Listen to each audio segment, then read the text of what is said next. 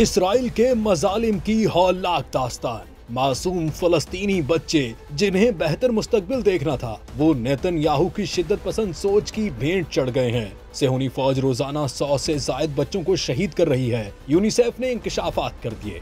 UNICEF का कहना है कि इसराइल की जानिब से जंगबंदी की खिलाफ वर्जी के बाद 18 मार्च से शुरू होने वाले ताज़ा हमलों में रोजाना की बुनियाद पर तकरीबन 100 फलस्तीनी बच्चे जाँ बहक और जख्मी हो रहे हैं। गैर मुल्की मीडिया रिपोर्ट्स के मुताबिक फलस्तीनी पनाह गुज़ीनों के लिए अक़वाम मुत्तहिदा की रिलीफ एंड वर्क्स एजेंसी एनरवा के सरबराह फिलिप लाजारिनी ने इस सूरत हाल को खौफनाक और इंसानियत पर दागदार करार दे दिया है। उन्होंने इस बात पर जोर दिया है कि बच्चों का कत्ल बिला जवाज है। फौरी तौर पर दोबारा जंगबंदी की जाए ताकि बच्चों की जिंदगियों को तहफ़्फ़ुज़ मिल सके।